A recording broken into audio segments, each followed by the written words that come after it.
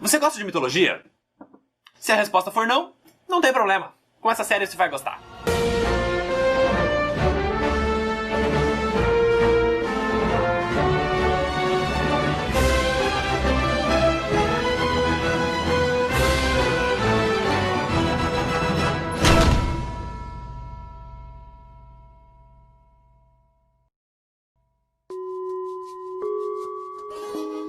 O motivo de muita gente achar que mitologia é chata é que o pouco que a gente aprende na escola é com aquele professor de história que já tá de saco cheio e fazia a gente assistir algum documentário absurdamente chato, tipo Mistérios do Egito. Nossa, cara, isso era que nem um sonífero na sala.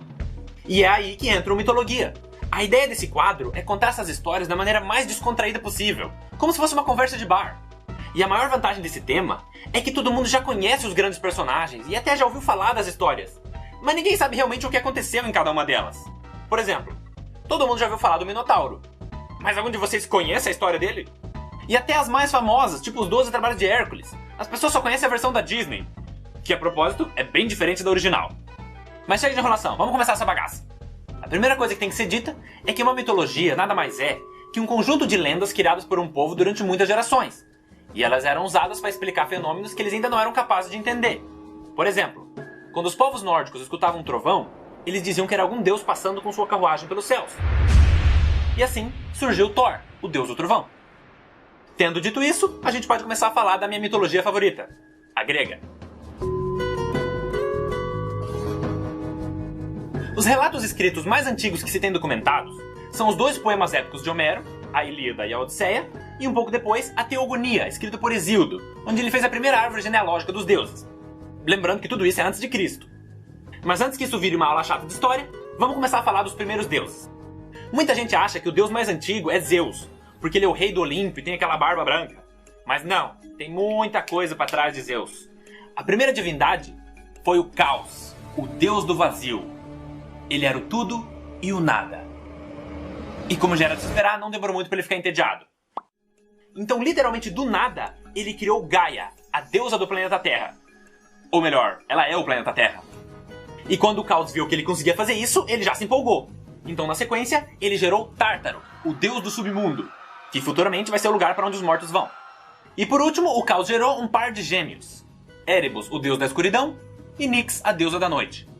E faz sentido que eles sejam gêmeos, porque convenhamos, um pra escuridão e um pra noite é bem redundante, né? Um só já cuidava do blackout.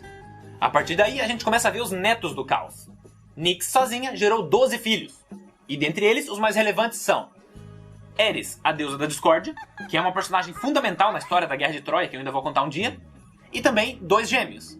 Hypnos, o deus do sono, porque Hypnos é literalmente sono em grego, então hipnose vem daí, e o irmão dele, Thanatos, o deus da morte.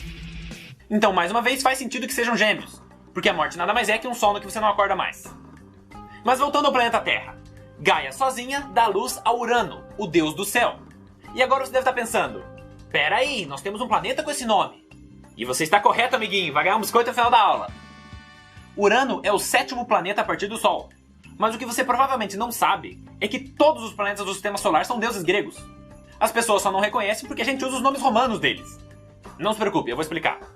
O que aconteceu foi que o povo romano daquela época foi muito influenciado pela cultura grega. Então eles acabaram adotando muitas das crenças e do estilo de literatura deles, fazendo com que a mitologia romana seja praticamente igual à grega, só que com nomes diferentes. Então Mercúrio é Hermes, Vênus é Afrodite, Terra é obviamente a Gaia, Marte é o Ares, Júpiter é Zeus, Saturno é Cronos, Urano é o único que já está com o nome grego, Netuno é Poseidon e Plutão, que não é mais um planeta, é Hades. Ah, e de brinde, o Sol é o Hélio, que foi a inspiração para o nome do elemento. Mas voltando à história. Depois de Urano, Gaia gerou mais 2 filhos. Órias, o deus das montanhas, e Pontus, o deus do mar. Ou seja, ela estava fazendo um paisagismo nela mesma. A partir daí, os deuses começaram a parar de ter filhos assexuadamente e começaram a ter filhos incestuosamente. E isso é muito comum em todas as mitologias. Até se você parar para analisar a história da religião cristã. Da onde você acha que vieram os netos de Adão e Eva? Então Gaia copulou com Urano. O que mesmo sem a parte do incesto já é bem bizarro. Como é que o céu faz sexo com a terra, sabe? Eu queria entender a logística. Tipo... não sei.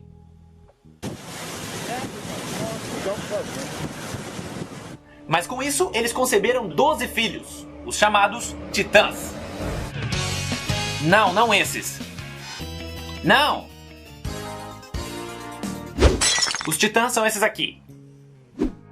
Quem quiser ver com calma, é só pausar o vídeo. Depois disso, Gaia e Urano decretaram que não era para nascer mais nenhum Titã. Mas como não existia camisinha naquela época, ela continuou engravidando igual. Só que ao invés de nascerem deuses, começaram a nascer monstros. Sendo eles 3 Ciclopes, Brontes, Steropes e Arges, e depois os Hecatônqueros, que entram pro top 10 de criaturas mais bizarras da mitologia grega. E o motivo é que cada um deles tem 100 braços e 50 cabeças. Muitos artistas já tentaram retratar como eles seriam, sendo que algumas representações ficaram muito boas, outras nem tanto. E aí Urano, vendo as criaturas que ele mesmo gerou, sentiu o repulso dos próprios filhos e disse que o único lugar que eles mereciam ficar era no submundo, sendo que essa é a primeira vez que o submundo ia ser útil para alguma coisa. Mas isso tinha um problema. O submundo fica no centro da Terra, ou seja, dentro de Gaia. Então quando Urano aprisionou os Ciclopes e os Hecatônqueros nas profundezas do planeta, Gaia começou a sentir muita dor. E aí você pode interpretar que as dores eram literalmente uma dor de barriga por ela ter criaturas dentro dela, ou que o sofrimento era na verdade a tristeza de saber que os filhos dela estavam aprisionados. Eu diria que é os dois. Mas aí Gaia bolou um plano. Com a ajuda de Nyx, ela juntou o mineral mais resistente que ela encontrou nela mesma. No caso, o adamante, que é um termo arcaico para representar algum material muito resistente. E eu acredito que também tenha sido a inspiração para o adamante do Wolverine. E com esse material, ela fez uma foice. Aí quando o Urano saiu na padaria, ela chamou todos os filhos e disse que um deles teria que usar essa foice para castrar o Urano. Porque os deuses são imortais, isso era o máximo que ela podia fazer. E tinha que ser outro deus usando a foice, porque ela ia distrair o marido para que ele não percebesse o que ia acontecer. Mas quando os filhos dela ouviram esse plano, eles ficaram chocados e pularam fora. Menos um. O único que aceitou foi Cronos, o mais novo e mais rebelde dos Titãs. Aí a Gaia explicou melhor o plano. Ele era para ficar escondido, e na hora que o Urano viesse fazer sexo com ela, esse seria o momento que ele ia estar mais distraído. O que é verdade. Nesse tipo de situação pode estar acontecendo até um terremoto no quintal e o homem não vai nem olhar pro lado. Mas o que eu realmente queria saber é como é que ela contou isso pro Cronos, o caçula dela. Porque deve ter sido a conversa mais constrangedora do mundo. Ou seja, a chance do Cronos ter um desenvolvimento psicológico sadio é 0. Mas de qualquer maneira, logo em seguida, o Urano chegou, olhou pra Gaia, começou a tocar um Barry White, ela fingiu que estava interessada, e quando chegou a hora do vamos ver, o Cronos surge das sombras e pá! Vai mijar sentado pro resto da vida. E existe uma outra versão dessa história que diz que não só os Ciclopes e os Hecatônqueros foram aprisionados, mas sim todos os Titãs. Então Cronos estaria dentro do ventre de Gaia e cortou a genitália do pai durante o ato sexual. Com isso, a gente chega à conclusão de que as pessoas podem dizer que mitologia é qualquer coisa, menos chata. Continuando a história. Até então, Urano era o rei dos Titãs, mas depois de ser derrotado, Cronos assumiu esse cargo. O que é justo, levando em consideração o que ele teve que fazer. Com isso, Gaia ficou muito feliz, porque finalmente os filhos dela iam ser libertados.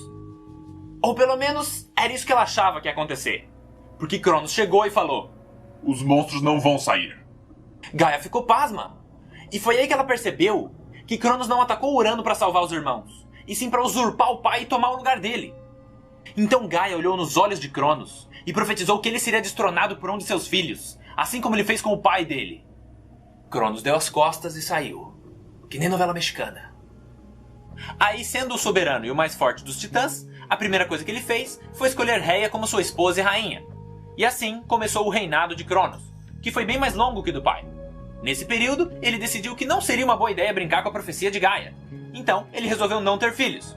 Já seus irmãos tiveram vários, sendo que um deles, Prometeus, filho de Iapto, criou o homem, fazendo dessa a primeira geração da humanidade. Aí, muito tempo se passou sem grandes problemas. Exceto que Rhea estava muito infeliz, porque ela era a deusa da maternidade, casada com um cara que não queria ter filhos. Então chegou uma hora que ela ficou de saco cheio e acidentalmente esqueceu de cuidar a folhinha.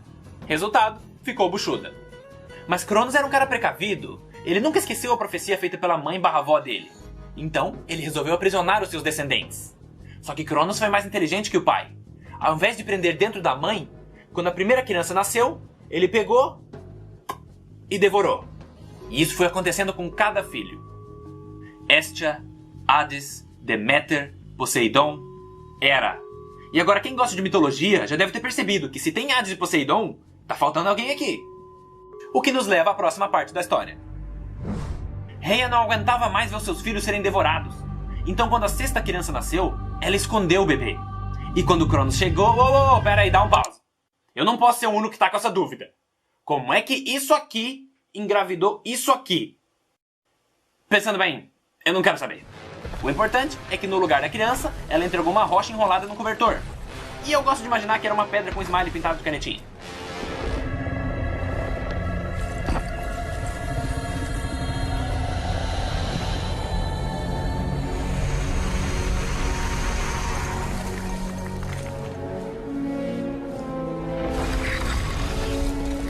Aí, como já era a sexta vez que o Cronos estava fazendo isso, ele nem prestou atenção, ele só mandou pra dentro. A partir daí, a vida dos titãs continuou normalmente. Mas o que eles não sabiam é que o último filho de Cronos estava sendo criado escondido em uma caverna. E obviamente ele não tinha como se criar sozinho. Quem cuidou dele foi sua avó, Gaia. Então esse garoto por muito tempo foi mantido em segredo na ilha de Creta. E ele foi crescendo e se tornando cada vez mais poderoso. Até que depois de décadas de treino, ele sentiu que finalmente tinha chegado a hora de cumprir a sua missão. Confrontar o rei dos titãs, libertar seus irmãos e concretizar a profecia de Gaia. O nome dele era Zeus.